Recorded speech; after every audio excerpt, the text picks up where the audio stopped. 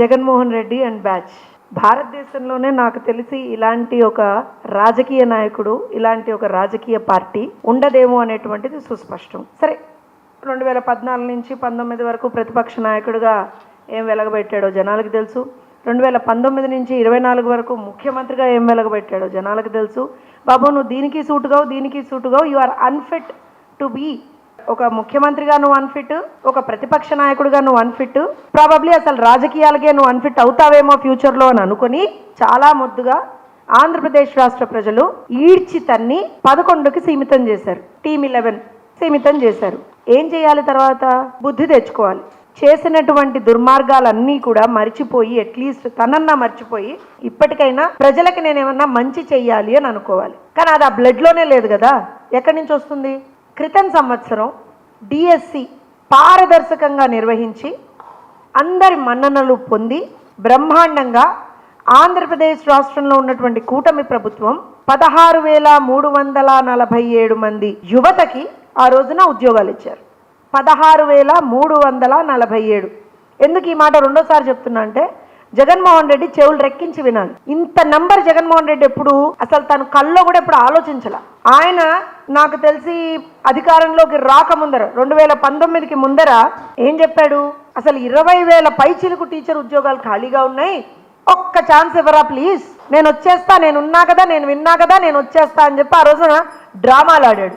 వచ్చిన తర్వాత 2024 అంటే ఆయన అధికారం కోల్పోవడానికి ఎగ్జాక్ట్లీ ఒక 2 నెలల ముందర తూతూ మంత్రంగా ఒక 6,000 పోస్టులకి ఒక నోటిఫికేషన్ ఇచ్చాడు. జగన్మోహన్ రెడ్డి గారు చాలా జాగ్రత్తగా వినాలి. ఎందుకనంటే మీకు నార్మల్గా సిసిడి ఉందని తెలుసు, అటెన్షన్ సీకింగ్ డిజార్డర్ ఉందని తెలుసు. కాకపోతే ఈ మధ్యకాలంలో యామ్నీషియా కూడా వచ్చిందని చెప్పి మాకు ఈ మధ్యకాలంలోనే తెలిసింది. మీకు మతిమరుపు రోగం కూడా ఒకటి వచ్చింది. మీరేం చెప్పారో, మీరు ఏం చేశారో మర్చిపోయారు. కాబట్టి మీకు మళ్ళీ గుర్తు చేస్తున్నాం. క్రితం సంవత్సరం అంత పారదర్శకంగా ఎందుకు చెప్తున్నానంటే, వాళ్ళు ఆ టైంలో వాళ్ళు చేసినటువంటి దుర్మార్గాలు కూడా, అంటే దీన్ని ఎలా ఆపాలి అని వాళ్ళు ఎంత డెస్పరేట్గా ట్రై చేశారు అంటే 240 కేసులు, 1 కాదు, 2 కాదు, 3 కాదు, 4 కాదు, 240 కేసులు పైచిలుకు. సరే, ఇంకా మిగతా చిన్న చితక అన్ని కలుపుకొని ఆల్మోస్ట్ 270 కేసులు వేశారు. డిఎస్సి కండక్ట్ చెయ్యకూడదని చెప్పి కేసులు వేశాడు. సరే, దాన్నన్నిటినీ కూడా సమర్థవంతంగా లీగల్ గా మేము ఎదుర్కొని యువతకి ఉద్యోగాలు ఇవ్వాలి అనేటువంటి ఒకే ఒక్క సంకల్పంతో, కన్విక్షన్ తో, కమిట్మెంట్ తో ఆ రోజు మేము ముందరికి వెళ్ళాం. ఏం చేశాడు? వెంటనే వీళ్ళు ఇంకా వినరు మాట అని చెప్పి వదిలేశాడు. బేసికల్ గా వదిలేశాడు. మేము సమర్థవంతంగా నిర్వహించాం. 16,347 మందికి మేము ఉద్యోగాలు ఇచ్చాం. అయిపోయింది. వాళ్ళకి సంబంధించినటువంటి ఆ ప్రక్రియ అయిపోయింది. సెలక్షన్స్ అయిపోయాయి, ఎగ్జామ్ రాశారు, సెలక్షన్స్ అయిపోయాయి, సర్టిఫికేట్ వెరిఫికేషన్ అయింది, జాబ్స్ వచ్చాయి, వాళ్ళ జాబ్స్లో జాయిన్ అయ్యారు. అక్కడ ఉన్నటువంటి ఆ జాబ్స్లో వాళ్ళు అత్యద్భుతంగా పర్ఫామ్ చేసి, పిల్లల్ని అత్యద్భుతంగా ట్రైన్ చేసి, పిల్లలకు అత్యద్భుతంగా మార్కులు వచ్చేలా చేసి, దేశ చరిత్రలో ఏ రోజున కని విని ఎరుగని విధంగా గవర్నమెంట్ స్కూల్ పిల్లలకి సంబంధించినటువంటి ఫోటోలు న్యూస్ పేపర్లలో మొట్టమొదటి పేజీలో పేపర్లలో మేము ఇచ్చాము. ఆ రోజున మేమంటే మేం కాదు, ప్రభుత్వం యాడ్ ఇచ్చింది. అందులో ఒక్క రాజకీయ నాయకుడు ఫోటో కూడా లేదు. కేవలం పిల్లలు ఎవరైతే కష్టపడి చదివి మార్కులు తెచ్చుకొని అత్యద్భుతమైనటువంటి ప్రతిభ కనబరిచారో ఆ పిల్లల్ని ఆ రోజున హైలైట్ చేశారు. అయిపోయింది. కడుపు నొప్పి రోగం స్టార్ట్ అయింది జగన్మోహన్ రెడ్డికి. బాబోయ్, ఇంత మంచి రిజల్ట్స్ వస్తే ఎట్లా, దీన్ని నేను ఎలా అయినా ఆపాలి, ఎలా అయినా దీని మీద నేను బురద జల్లాలి అని స్టార్ట్ చేశాడు. ఏం చేశాడు ఫస్ట్? ఇది అంటే జగన్మోహన్ రెడ్డికి ఈ గొడ్డలు వేటు అనేటువంటి దాంతో ఒక అబ్సెషన్ ఉంది. వాళ్ళ బాబాయిని గొడ్డలు వేటు వేశాడు. ఆ రోజు నుంచి స్టార్ట్ చేస్తే ఇవాళ యువత భవిత మీద కూడా గొడ్డలు వేటేసే ప్రయత్నం చేస్తున్నాడు. అసలు అంటే అందుకనే ఆ పార్టీకి గొడ్డల పార్టీ అని పేరు, ఆయనకి సైకో అని పేరు. ఏమన్నా అంటే చూసారా మమ్మల్ని తెలుగుదేశం వాళ్ళు ఇట్లా అంటున్నారు అంటాడు. బరాబర్ అనాలి మిమ్మల్ని. మీరు అసలు రాజకీయాల్లో ఉండడానికి అనర్హులు జగన్మోహన్ రెడ్డి గారు అండ్ ద పేటీఎం బ్యాచ్. ఎందుకనంటే అధికారం పోయింది, అయినా ఇంకా ప్రజల్ని పట్టుకొని పీడించాలి, వేధించాలి, యువతను నాశనం చెయ్యాలి అనేటువంటి ఆ పోకడ మాత్రం పోలేదు. ఉడుంపోయినా దాన్ని పట్టుపోనట్టుగా లిటరల్గా ఉద్యోగాలు వస్తే చచ్చిపోతున్నారు వాళ్ళు. ఇవాళ అంత బ్రహ్మాండంగా పారదర్శకంగా ఆ ప్రక్రియ జరిగిన తర్వాత ఇతని ప్రాబ్లం ఏంటంటే, సంవత్సరం తర్వాత అయిపోయింది, సంవత్సరం అయిపోయింది, రిజల్ట్స్ వచ్చాయి, బ్రహ్మాండంగా పిల్లల ఫోటోలు వచ్చాయి పేపర్లలో, తండ్రిదండ్రులు సంతోషించారు. ఒక ప్రొసెషన్స్ అంటే చూడండి, డిఫరెన్స్ చూడండి. వాళ్ళ పార్టీ అధికారంలో ఉన్నప్పుడు దళితుణ్ణి హత్య చేసి ఆ శవాన్ని డోర్ డెలివరీ చేసినటువంటి వాడు జైలు నుంచి బయటకు వస్తే అదేదో స్వాతంత్ర సమరయోధుడిలాగా పూలు జల్లి హారతులు బట్టి స్వాగతం పలికారు. గుర్తుందిగా మీకు? ప్రొసెషన్స్ చేశారు ఆ రోజున బాహాటంగా. అది గొడ్డల పార్టీ కాబట్టి వాళ్ళు అట్లా చేశారు. మేము ఇవాళ రోజున గవర్నమెంట్ స్కూళ్ళల్లో చదివినటువంటి పిల్లలు అత్యద్భుతమైనటువంటి ప్రతిభ కనబరిస్తే వాళ్ళ ప్రతిభని గుర్తిస్తూ బ్రహ్మాండంగా వాళ్ళతో ప్రొసెషన్స్ తీసాం. అరే ఇవాళ ఆంధ్రప్రదేశ్లో నో అడ్మిషన్స్, ఫిల్ అయిపోయినాయి అడ్మిషన్స్ అని గవర్నమెంట్ స్కూళ్ళకి బోర్డులు పెట్టేటువంటి పరిస్థితి. ఏం మాట్లాడతారయ్యా మీరు? జగన్మోహన్ రెడ్డి అండ్ బ్యాచ్ వాళ్ళు వచ్చి డిఎస్సిలో అక్రమాలు జరిగాయా? ఫస్ట్ ఏమన్నారు? పేపర్ లీక్ అన్నారు. మా పగిలేట్టు జవాబు చెప్పారు అధికారులు వచ్చి. లేదు లేదు రిజర్వేషన్ సిస్టంలో ఏదో గొడవ జరిగిందన్నారు. దానికి మొహం పగిలేట్టుగా సమాధానం చెప్పారు. అయినా సిగ్గురాలా? మళ్ళీ వచ్చి ఏం మాట్లాడారు? స్పోర్ట్స్ కోటాలో అర్హత లేని వాళ్ళకి ఇచ్చారన్నారు. ఆధారాలతో సహా సర్టిఫికెట్లతో సహా బయట పెట్టారు అధికారులు. అయినా చింత చచ్చిన పులుపు చావనట్టుగా మీలో ఉన్నటువంటి ఆ సైకోతనం చావదు. ప్రజలు మిమ్మల్ని ఈడ్చి నేలకేస్తానినా ఆ సైకోతనం మీలో ఉన్నటువంటిది చావదు. ఏమన్నారు? ఒక పర్టిక్యులర్ క్యాస్ట్కి ఇన్ని ఉద్యోగాలు ఇచ్చారా? అసలు మీకు మ్యాథ్స్ వచ్చా? ఫస్ట్ క్లాస్ స్టూడెంట్స్ కదా జగన్మోహన్ రెడ్డి గారు మీరు. అంటే అఫ్కోర్స్ 10th క్లాస్ పేపర్లు మీరు దొంగతనం చేశారు, ఆ లీక్ చేసుకున్నారు, అవన్నీ మాకు తెలియదు. సరే అది అంటారు, చాలామంది అంటారు. సరే ఒక టీచర్గా నేను అది మాట్లాడకూడదు కాబట్టి I limit my self, I control my self. And నేను మ్యాథ్స్ అడుగుతున్నా, టీచర్గానే అడుగుతున్నా. ఓసీ కోటా కింద ఓసీ కోటాలోనే ఉన్నటువంటి 42 సీట్లలో 9 పోస్టులు ఒక పర్టిక్యులర్ క్యాస్ట్, నువ్వు ఏడిచ్చచ్చేటువంటి ఒక పర్టిక్యులర్ క్యాస్ట్కి వస్తే వాళ్ళ అర్హత ప్రకారం వాళ్ళకు ఉన్నటువంటి మెరిట్ ప్రకారంగా వాళ్ళకు వస్తే ఎంతన్నా 372 మందికి ఇచ్చారా? ఏం కళ్ళు దొబ్బాయా? బుద్ధి లేదా? చదువుకోలేదా? నీ పార్టీలో అసలు ఒక్కడు కూడా చదువుకోలేదా? ఎంత ఇడియాటిక్ మాట అది. 372 మంది ఒకే కులాన్ని వాళ్ళకి ఇచ్చారా? ఏంటయ్యా నీ బాధ? యువతకు ఉద్యోగాలు వస్తే ఏంటి నీ బాధ? అసలు నీ ప్రాబ్లం ఏంటి జగన్మోహన్ రెడ్డి? వాళ్ళ రోజున ఫస్ట్ కేసులు వేస్తావు, తర్వాత పేపర్ లీక్ అంటావు, తర్వాత రిజర్వేషన్స్ అంటావు, తర్వాత స్పోర్ట్స్ కోటా అంటావు, తర్వాత క్యాస్ట్ కార్డు వాడతావు.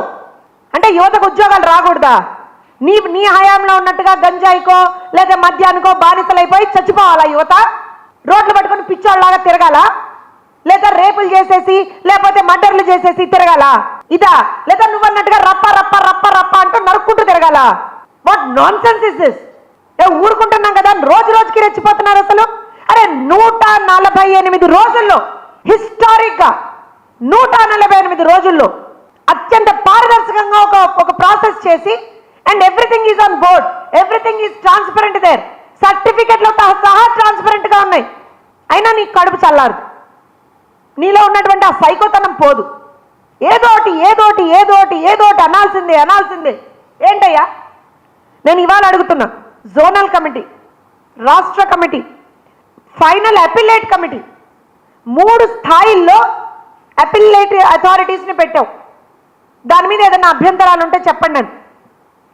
మొత్తం వచ్చినటువంటి ఫిర్యాదులు 33,830. ప్రతి ఒక్క ఫిర్యాదుని ఆ రోజున అధికారులు అడ్రస్ చేశారు. ప్రతి అభ్యర్థికి వాళ్ళకు ఉన్నటువంటి సమస్య వినిపించేటువంటి ఒక అవకాశం కల్పించారు. ఏం తప్పు చేశాం? ఎక్కడ పారదర్శకత లేదు? సిబిఐ ఎంక్వైరీ కావాలా? మీ బాబాయ్ మర్డర్ కేసు మీద సిబిఐ ఎంక్వైరీ ఆ రోజు అడిగావు, తర్వాత ఎందుకు యూటర్న్ తీసుకున్నావు? ఎందుకు నువ్వు చేసావని యూటర్న్ తీసుకున్నావా? అనకూడదు, మేమేం మాట్లాడకూడదు. అరే అధికారంలో ఉన్నాం కాబట్టి ఇవాళ రోజున ప్రతిదీ మేము ఎక్స్ప్లెనేషన్ ఇస్తున్నాం కదా అని బురద చల్లడం, ప్రతి దాని మీద బురద చల్లడం. అసలు ఒక మాజీ మంత్రిగా పనిచేసినటువంటి ఒక వ్యక్తి, మనిషి అనాలన్నా నాకు సిగ్గేస్తుంది. వాళ్ళ రోజున గుడివాడ అమర్నాథ్ అనేటువంటి ఒక వ్యక్తి ఏం మాట్లాడతాడండి? రాష్ట్ర హోంశాఖ మంత్రి గురించి ఇష్టారీతిన మాట్లాడతాడా? ఒక మహిళ గురించి. నీకు అక్క చెల్లెలు లేరు? నీ ఇంట్లో పెళ్ళం బిడ్డలు లేరు? నీకు నీ ఇంట్లో ఆడవాళ్ళు లేరు? నీ ఆడవాళ్ళని అలానే మాట్లాడితే నోరు మూసుకుంటావా నువ్వు కూడా? ఒక టీచర్గా చెప్తున్నా, నీలాంటి వాళ్ళని చెంపలు వాయగొట్టాలి, పిచ్చిగా వాగినందుకు ఆడవాళ్ళ గురించి. దీన్ని ఏమంటారో తెలుసా? Outraging the modesty of a women. ఓ మంత్రిగా ఎలగబెట్టావు కదా నువ్వు, ఎంతో కొంత ఇంగ్లీష్ వచ్చి ఉంటుంది కదా నీకు కూడా, లేదా రాకపోతే నేర్చుకో. మేకప్ గురించి మాట్లాడడం, మీలాంటి పనులు మా ఇంట్లో ఆడవాళ్ళు చేయరు, ఎంత తమాషాలు ఆడుతున్నావా? ఇంకో మంత్రి బయలుదేరుతుంది, బీసీ శాఖ మార్చుల గురించి మాట్లాడుతూ నీ అయ్య జాగిరా నీ అబ్బ జాగిరా అని మాట్లాడుతుంది. వాళ్ళు ఆ ఫ్యామిలీ ఆ కాన్స్టిట్యున్సీకి చేసిన దాంట్లో నువ్వెంత చేసావు ఉషశ్రీ గారు అని నేను అడిగితే ఏం సమాధానం చెప్తున్నావుడా? మీ పార్టీ వాళ్ళు మీరు అధికారంలో ఉన్నప్పుడు పేదవాడికి పట్టెడు అన్నం పెట్టేటువంటి అన్నా క్యాంటీన్లని అన్యాయంగా అక్రమంగా దుర్మార్గంగా కూల్చేస్తే తన సొంత డబ్బులు పెట్టి 1000 రోజుల పైన అన్నా క్యాంటీన్ నడిపినటువంటి ఘనత సవితమ్మది. ఏ రోజునన్నా ఒక్కరికన్నా పట్టెడన్నం పెట్టావా ఉషశ్రీ? నువ్వు సవితమ్మ గురించి మాట్లాడుతున్నావు. ఎవ్రీ సింగిల్ డే వీళ్ళు చేసేది ఏంటి అంటే ఇదే. దానికి తోడు మళ్ళీ మేము వచ్చేస్తాం. మొన్నే ఒప్పుకున్నాడు, నాది కాక్రోచ్, నేను కాక్రోచ్ అన్నాడు. సరే, మా ఎమ్మెల్సీ గారు శ్రీకాంత్ గారు చాలా బ్రహ్మాండంగా చెప్పారు, నువ్వు కాక్రోచ్ కాబట్టే ప్రజలు హిట్ వేసి నిన్ను తీసి అవతల బారేశారని చెప్పారు. నేను ఆ మాట కూడా అన్నట్లే. ఇంకా కాక్రోచెస్ ఎక్కడ కనపడ్డా చంపి అవతల బారేస్తాం. కాక్రోచెస్ ఎక్కడ కనపడ్డా చంపి అవతల బారేస్తాం మన ఇంట్లో. ఎందుకంటే దానివల్ల రోగాలు వస్తాయి. లిటరల్గా ఇవాళ రోజున ఆంధ్రప్రదేశ్ రాష్ట్రానికి ఒక రోగంలాగా తయారైంది ఈ పార్టీ. వాళ్ళ ప్రభుత్వం ఉన్నప్పుడు ఏ రోజున ఒక ఉద్యోగ నోటిఫికేషన్ ఇచ్చినటువంటి దాఖలాలు సరిగ్గా లేవు. చేసినటువంటి లాస్ట్లో చేసినటువంటి గ్రూప్ 1 కూడా ఏ రకంగా చేశాడో అందరికీ తెలుసు. ప్రైవేట్ సంస్థల్ని రానివ్వలేదు, వచ్చిన సంస్థల్ని రాష్ట్రం నుంచి వెళ్ళగొట్టేశారు. యువతని మద్యానికి బానిసగా చేశారు, గంజాయికి బానిసగా చేశారు. సరే, ఇప్పుడు ఫైనల్గా నేను మాట చెప్తా. అందరూ ఆలోచిస్తున్నారు, ప్రజలు కూడా చాలామంది ఆలోచిస్తున్నారు, ఏమొచ్చి చచ్చింది జగన్మోహన్ రెడ్డి అండ్ బ్యాచ్కి, అయిపోయింది సంవత్సరం తర్వాత ఇప్పుడెందుకు ఈ డిఎస్సి తీసుకొచ్చాడు, ఇప్పుడెందుకు డిఎస్సి తీసుకొచ్చాడు? పేపర్ లీక్ అన్నావు కదా, మరి ఆ రోజున ఏం చేసావు? ఈ అభ్యర్థులందరూ ఆ రోజున నువ్వు చూపించే ఈ అభ్యర్థులందరూ ఆ రోజు ఏం చేశారు? ఆ రోజు కనపడలేదా మీకు? కళ్ళ గంతలు కట్టుకున్నారా? అయితే వినపడలేదా మీకు? చెవుల్లో సీసాలు పోసుకున్నారా? ఇవాళ ఎందుకు తీశాడు ఇది అని అంటే, మద్యం కుంభకోణంలో జగన్మోహన్ రెడ్డి అండ్ బ్యాచ్ చేసినటువంటి ఆ కుంభకోణం బయటపడింది కాబట్టి 3500 కోట్లు జగన్మోహన్ రెడ్డి అండ్ బ్యాచ్ దున్నపోతుల్లాగా పందికొక్కుల్లాగా 30,000 మంది ప్రాణాలు హరించి దొబ్బింది 3500 కోట్లు. జగన్మోహన్ రెడ్డి పిఏకే, జగన్ వదిలేయండి, జగన్మోహన్ రెడ్డి పిఏ ఆర్జించిందే 1500 కోట్లు. పిఏకి ఒక బినామీ, బినామీకి ఒక బినామీ. అరే వా, ఏం అసలు ఏం సిస్టమ్, ఏమంటారంటే ఆ స్టెప్ వైజ్ ఏం మెయింటైన్ చేసావయ్యా జగన్మోహన్ రెడ్డి నువ్వు? అసలు నీకు అసలు అవార్డు ఇవ్వచ్చా జగన్మోహన్ రెడ్డి? నీ యాక్టింగ్ ఒక అవార్డు ఇవ్వచ్చు, ఆస్కర్ అంటే అదేదో సినిమాలో భాస్కర్ అవార్డు అంటాడు బ్రహ్మానందం గారు, అలా నీకు ఏదన్నా ఒక అవార్డు ఇచ్చేయచ్చు, భాస్కరో ఆస్కరో ఏదో ఒక అవార్డు నీకు నీ బ్యాచ్కి. దాంతో పాటుగా మీరు చేసినటువంటి దుర్మార్గాలకి మిమ్మల్ని మీ పార్టీని ఒక కేస్ స్టడీగా పెట్టచ్చు. అరే, ఎవరు రాజకీయాల్లోకి వచ్చినా సరే ఇలా ఉండకూడదు, ఇలాంటి ఒక పార్టీ అనేది ఉండకూడదు రాజకీయాల్లో అని చెప్పి. యువతకు ఉద్యోగాలు ఇస్తే మీకు కడుపు నొప్పి వచ్చేస్తుంది, పిల్లలు బాగా చదువుకుంటే మీకు కడుపు నొప్పి వచ్చేస్తుంది, రాష్ట్రంలో 4 రోడ్లు మంచిగా వేస్తే మీకు కడుపు నొప్పి వచ్చేస్తుంది, రైల్వే జోన్ వస్తే మీకు కడుపు నొప్పి వచ్చేస్తుంది, స్టీల్ ప్లాంట్ సరిగ్గా ముందరికి నడుస్తుంటే మీకు కడుపు నొప్పి వచ్చేస్తుంది, ఎయిర్పోర్ట్లు కడుతుంటే మీకు కడుపు నొప్పి వచ్చేస్తుంది, డేటా సెంటర్లు వస్తే మీకు కడుపు నొప్పి వచ్చేస్తుంది. ఆ కడుపు నొప్పికి ఏదైనా మందులు తెచ్చుకోవయ్యా జగన్మోహన్ రెడ్డి. ఆ లండన్ వెళ్తావు కదా ఊరికే మందులు తెచ్చుకోవడానికి. ఈసారి కొంచెం tell your problem correctly to the doctor. Doctor దగ్గర, వేరే వాళ్ళ దగ్గర, ఏమంటారంటే లాయర్ల దగ్గర ఏది హైడ్ చేయకూడదుట. చెప్పి ఆంధ్రప్రదేశ్కి మంచి జరిగితే నాకు కడుపు నొప్పి వస్తుందండి, నాకు ఎక్కడ లేని రోగాలు వస్తున్నాయండి, ఆంధ్రప్రదేశ్లో యువత బాగుపడుతుంటే నేను తట్టుకోలేకపోతున్నాను, నాలో ఉన్నటువంటి సైకోతనం బయటకు వచ్చేస్తుందండి, నన్ను ఏం మందులు వేసుకోమంటారు డాక్టర్ గారు అని అడగండి. లేదా if you want us to suggest a good doctor to you, will do that. అదన్నా చేస్తాం. కానీ ఇలా రాష్ట్రం మీద పడి ఏడవకండి, యువత భవిష్యత్తుతో ఆడుకోకండి. నేను ఇవాళ ఈ ప్రెస్ మీట్ పెట్టడానికి కూడా కారణం ఒకటేనండి. 1 year అయిపోయింది, బ్రహ్మాండంగా ఉద్యోగం చేసుకుంటున్నటువంటి టీచర్ల గురించి వాళ్ళ రోజున ఇంత నిర్లజ్జగా నిస్సిగ్గుగా మాట్లాడుతున్నటువంటి వీళ్ళని మనం ఇప్పటికి కూడా ఎక్స్పోజ్ చేయకపోతే చాలా చాలా చాలా రాష్ట్రానికి అన్యాయం చేసినటువంటి వాళ్ళు. ఒక టీచర్గా ఇది నా బాధ. పిల్లలు హ్యాపీగా చదువుకుంటున్నారు, వాళ్ళకి చదువు చెప్తున్నారు. ఇవాళ స్కూల్ రీఓపెన్ చేస్తే ఎంత బ్రహ్మాండంగా ఆ రీఓపెన్ అయిన తర్వాత పిల్లలు ఆ స్కూళ్ళకి ఎంత ఎంతూజియాజంతో వెళ్తున్నారు అనేటువంటిది మీడియా మిత్రులు మీ అందరి దగ్గర కూడా వీడియోలు ఉన్నాయి. లోకేష్ గారు తన నియోజకవర్గానికి చెందినటువంటి మంగళగిరిలో ఒక స్కూల్ని ఎంత బ్రహ్మాండంగా, ఒక ప్రైవేట్ స్కూల్ కంటా బాగా ధీటుగా అక్కడ సౌకర్యాలను కల్పిస్తూ ముందరికెళ్ళారు. అంత అత్యద్భుతంగా చేశారు. ఏం జగన్మోహన్ రెడ్డి, కాన్స్టిట్యున్సీని రిప్రజెంట్ చేస్తావు కదయ్యా, ఏ రోజునన్నా ఆ కాన్స్టిట్యున్సీలో నువ్వు ఏదన్నా ఒక్క మంచి ప్రోగ్రామ్ అన్నా చేసావా? మీ నాన్న పేరు మీద ఏదో కట్టడం తప్పించి ఇవన్నీ కాదు. మీకు డిఎస్సిలో అక్రమాలు జరిగాయి అనేటువంటి ఆరోపణ ఉంది కదా, కోర్టుకెళ్ళండి. వెళ్ళండి ఆ కోర్టుకి. మీరు చెప్పేది నిజమైతే కోర్టుకి వెళ్ళండి. వెళ్ళారు కదా అంతకు ముందర. అసలు కండక్టే చేయకూడదని వెళ్తే కోర్టు మీకు పెడా పెడా పెడా పెడా లెంపలు వాయించి మరీ పంపించింది కదా. మీరు నిజంగా నిజం మాట్లాడుతూనే వెళ్ళండి మళ్ళీ కోర్టుకి, లేదా రండి అసెంబ్లీకి రండి. విద్యాశాఖ మంత్రులు నారా లోకేష్ గారు మీకు ఆధారాలతో సహా చూపిస్తారు. ఏం జగన్మోహన్ రెడ్డి గారు దమ్ముందా మీకు అసెంబ్లీకి వచ్చేయడానికి? ఇదే ఉండవు. ఫ్లైట్ ఛార్జీలు పెట్టుకొని ఆ బెంగళూరు నుంచి రావాలా, కూర్చోవాలా, ఓ నలుగురిని వేసుకొని ప్రెస్ మీట్ పెట్టాలా, బురద చల్లాలా, మళ్ళీ వెంటనే ఫ్లైట్ వేసుకుని వెళ్ళిపోవాలి. ఇది నువ్వు చేసేటువంటిది. రాష్ట్రానికి మంచి చేయగలిగితే చెయ్యి, లేకపోతే జరుగుతున్నటువంటి మంచిని అప్రిషియేట్ చెయ్యి. అది కూడా నీకు ఇష్టం లేకపోతే సరే ఏదో ఒకటి ప్రజలకి మంచి జరుగుతుంది కదా అని చెప్పి నోరు మూసుకొనన్నా కూర్చోండి.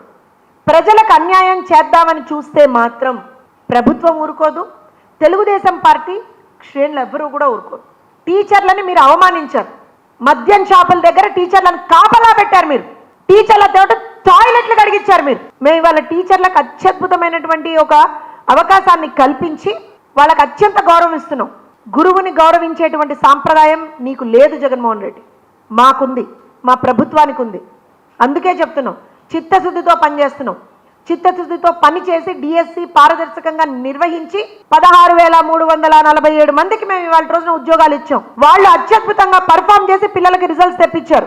వాళ్ళ జోలికి వస్తే మాత్రం ఊరుకునేటువంటి ప్రసక్తి లేదు. అర్థం చేసుకోవాలి. మీడియా మిత్రులందరికీ కూడా విన్నవించుకుంటున్నాం, అతను చేసేటువంటి ఈ ఫాల్స్ ప్రొపగాండా, ఫేక్ ప్రచారాన్ని దయచేసి మేము ఇచ్చినటువంటి ప్రతి ఆధారంతో మీరు కూడా తిప్పికొట్టాలని చెప్పి రాష్ట్ర హితం కోసం మేము మిమ్మల్ని కోరుకుంటున్నాం. థ్యాంక్ యూ అండి. జగన్ గారు మాట్లాడుతూ మెగా డిఎస్సీలో అసలు ఈ మెగా అంటే ఏంటో నాకు తెలియదు అని చాలా వ్యంగ్యంగా ఏ ఉద్దేశంతో ఆ మెగా అసలు డిఎస్సీ అంటేనే తెలియదు జగన్మోహన్ రెడ్డికి. మెగా అంటే ఏంటో ఒకసారి జగన్మోహన్ రెడ్డి గారి 2019కి ముందర ఉన్నటువంటి వీడియోలు మీకు షేర్ చేస్తాను నేను.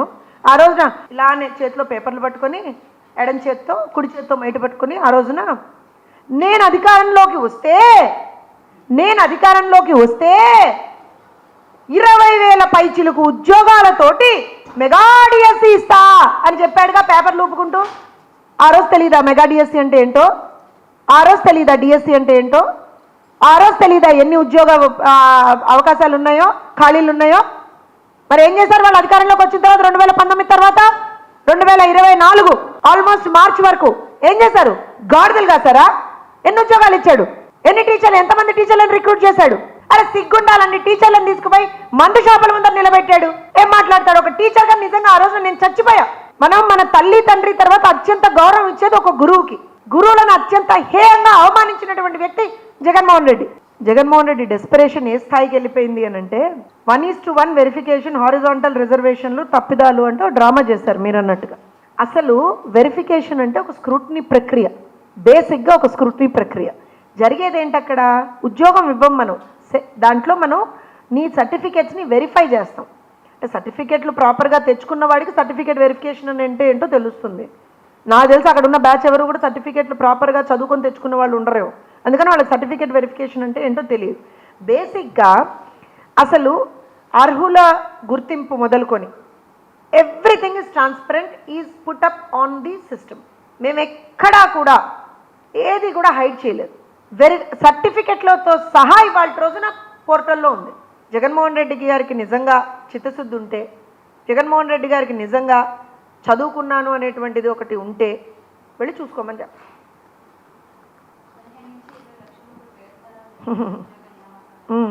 ఎట్లా చేస్తారమ్మా బేరసారాలు? ఇదేమన్నా గ్రూప్ 1 నోటిఫికేషన్లో? నేను అదే చెప్తున్నాను, ఎలా చేస్తారు బేరసారాలు అంటున్నాను. పేపర్ లీకేజ్ అన్నాడు ఇలానే. బేసిక్గా అది సిబిటి మోడల్లో జరిగినటువంటి ఎగ్జామ్. అసలు అక్కడ పేపర్ లీకేజ్కి ఆస్కారం లేదు అని చెప్పి బయటకు వచ్చింది. మీరందరూ కూడా పక్కన నవ్వారు. సరే ముందర నవ్వకపోయినా పక్కకన్నా వెళ్ళి మీడియా వాళ్ళు కూడా నవ్వుకున్నారు. ఏంటయ్యా ఇంత పిచ్చిగా మాట్లాడుతున్నాడు ఏంటి జగన్మోహన్ రెడ్డి అని చెప్పి. తర్వాత నెక్స్ట్ వచ్చిన తర్వాత ఇప్పుడు ఏమన్నాడు? 15 నుంచి 20 లక్షలు ఇచ్చారు. ఎక్కడి నుంచి ఇస్తారు? దేనికి ఇస్తారు? ఎవరికి ఇస్తారు? స్పోర్ట్స్ కోటాలో ఎవరి దగ్గర అయితే ఆ కన్సర్న్డ్ స్పోర్ట్స్కి సంబంధించినటువంటి రిజిస్టర్డ్ రికగ్నైజ్డ్ స్పోర్ట్స్కి సంబంధించినటువంటి సర్టిఫికేట్ ఉండి వాళ్ళు మెరిట్లో ఏ ర్యాంకులో ఉన్నారో చూసి వాళ్ళ ప్రకారంగా వాళ్ళకి ఉద్యోగం వచ్చింది. అందులో ఏముంటుందమ్మా? And that list is online కదా, లిస్ట్ ఆన్లైన్లో ఉంది కదా. ఇప్పుడు దేనికి సిబిఐ విచారణ జరిపించాలి? దేనికి సిబిఐ విచారణ జరిపించాలి? జగన్మోహన్ రెడ్డి గారి బాబాయ్ గారిని ఆయన చంపినప్పుడు కూడా ఇదే మాట అన్నాడు. ఎందుకంటే అప్పుడు మేము అధికారంలో ఉన్నప్పుడు మాకు ప్రభుత్వం మీద నమ్మకం లేదు, సిబిఐ విచారణ జరిపించాలి అన్నాడు. తర్వాత వాళ్ళ అధికారంలోకి వచ్చిన తర్వాత ఏం చేశాడు? తుచ్ నో సిబిఐ, నేనే చూసుకుంటా అన్నాడు. ఏమైంది? అయినా మనం చాలా ఎక్కువ ఎక్స్పెక్ట్ చేస్తున్నాం జగన్మోహన్ రెడ్డి దగ్గర నుంచి. అనకూడదు కానీ సొంత చెల్లెల్నే రోడ్ల మీద కీడ్చి వాళ్ళు కట్టుకున్నటువంటి చీర రంగు దగ్గర నుంచి కూడా ట్రోల్ చేయించినటువంటి ఒక దుర్మార్గుడు జగన్మోహన్ రెడ్డి. ఆయన నుంచి you can't expect anything better then this. So Andhra Pradesh రాష్ట్ర ప్రజలకి, యువతకి ఒకటే విజ్ఞప్తి, అతను చేసేటువంటి ఈ పిచ్చి ప్రేలాపనలకి, ఈ పిచ్చి మాటలకి, ఈ పిచ్చి ఫేక్ ప్రొపగాండాలకి మీరు ఎక్కడా కూడా ఏ విధంగా కూడా ఇబ్బంది పడకద్దండి. అసలు ఆలోచన చేయొద్దండి. మాట్లాడుకుంటూ ఉంటారు. అధికారం లేదనేటువంటి ఒక బాధలో, ఫ్రస్ట్రేషన్లో, డెస్పరేషన్లో జగన్మోహన్ రెడ్డి ప్రజల మీద కక్ష కట్టి వాళ్ళకి ఏ మంచి జరగకూడదని మాత్రమే ఆలోచన చేస్తున్నాడు. ఇంకేమీ లేదు.